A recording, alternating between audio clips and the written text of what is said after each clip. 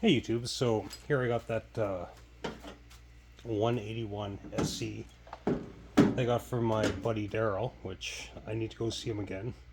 First time I actually met him in person was coming back from Tuscaloosa, stopped at his place in BC for the night.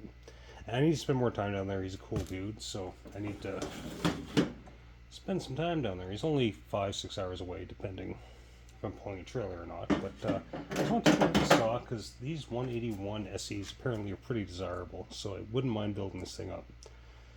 So, obviously there's some recoil issues. It's missing the handle and the rope probably. I'm just going to take a look and see what's inside here. Maybe see if there's any compression too. Turn the flywheel over by hand, you know what I mean? I think a 280XP handle will fit this, but if the internals of this are still good, I'm going to obviously reuse this because even though I might hot rod this bit, I'm going to try to keep it as original as possible. At least that's my plan. Sometimes, let's even got the, see this has wires hanging off, so I think the coil wires are all messed up. Yeah, it's missing parts. It's missing the pulley. So what I might do is I might go order an aftermarket 288 and see if we can put the internals on here. If not, I'll just use the whole assembly. It's got the air deflector. That's a bonus. But yeah, the coil wires. That wire's coming from here down there. I don't know what's going on with that.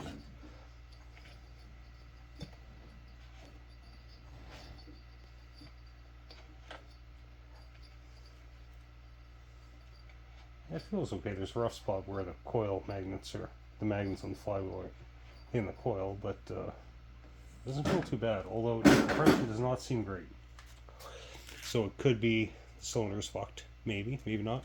It's hard to tell. I'm gonna take this top cover off too. Maybe there's no spark plug in it. Who knows? Considering this thing looks like it was left out in a barn, I really hope there's spark plug cover in there. There's only one screw holding that on. Let's go with the air filter. That's missing the spark plug wire. That's not tight. Let's tighten that up. See if she's got compression.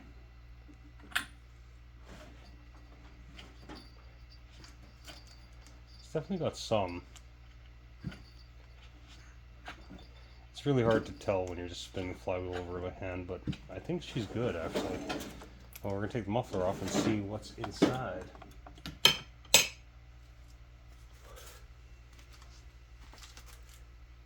Okay, let's pull this old muffler off.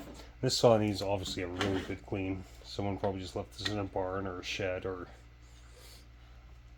in an overhang beside the house. It's missing the bracket to hold the muffler, but I'm hoping a 288 one will work. Not that that's that critical. I mean, yeah, it supports the muffler, but I mean, if I hot rod this saw, that's what's going to be as a hot rod for cutting cookies. And the actual thing is, I have a brand new 288 cylinder here, so if it needs a cylinder and piston, I do have one. I think it's a bit bigger bore.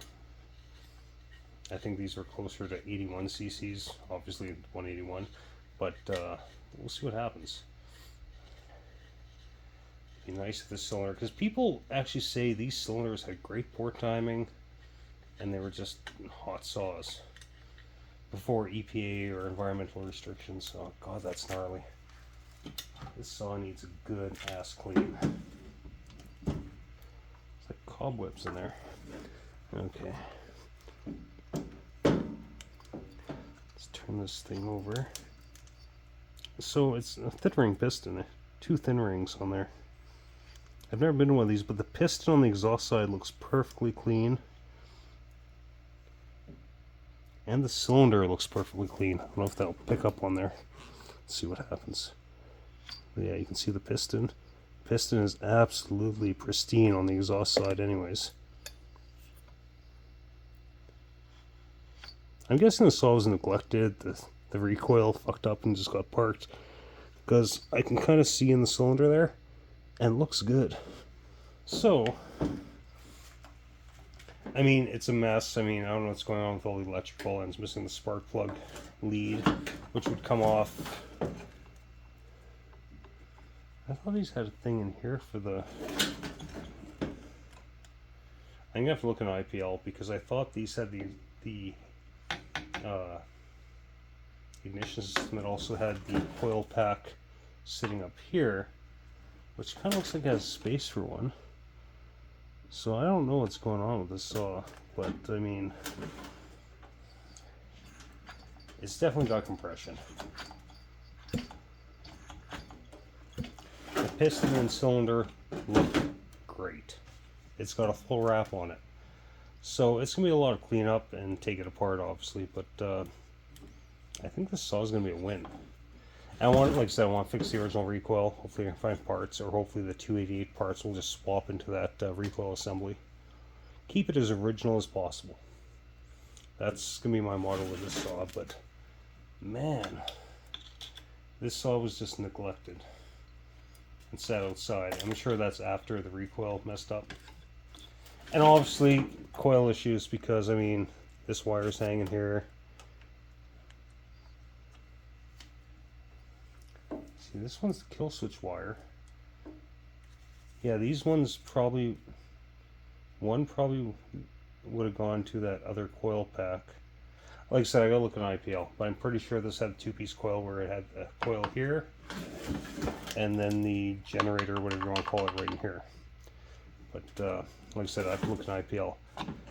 But the piston and cylinder are in good shape, so that is a huge win. So this saw's gonna get some work, get some lot of cleanup. Like, it's fucking filthy. Like, and there could obviously other issues. I mean, crank seals probably need to be done, but I know you can get crank seals for these, so do that. Use another bar nut, but what the clutch looks like. What does the clutch look like? Yeah, that's not very ergonomic with the full wrap on here. Getting the clutch cover off. Does that come out? Oh, what the heck? Have to go backwards, maybe? Yeah, that's a little awkward. That's like really awkward. But it's got full wrap on it, so I mean, I shouldn't be complaining. So that's coming out there. That should be free. Someone on going to comment, oh, I'm just an idiot, and there's an easy way for this thing to come off, but that's part of the problem there. Nope. Oh, what the frickety frack. So that should come out. Yeah, the full wrap is kind of a pain in the ass on this thing, actually. And no, I'm not going to sell full wrap, because I kind of like that, but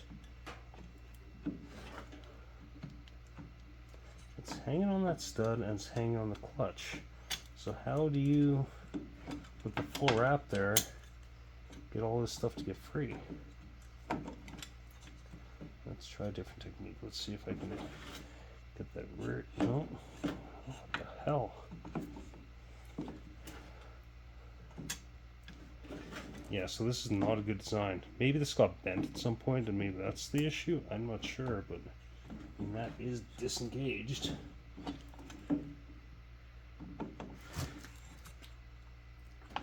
Just gotta kind of manhandle it. Push against the anti-vibe maybe. That's it. He's got to push against the anti-vibe. Comes out through the back. Oh, clutch looks okay.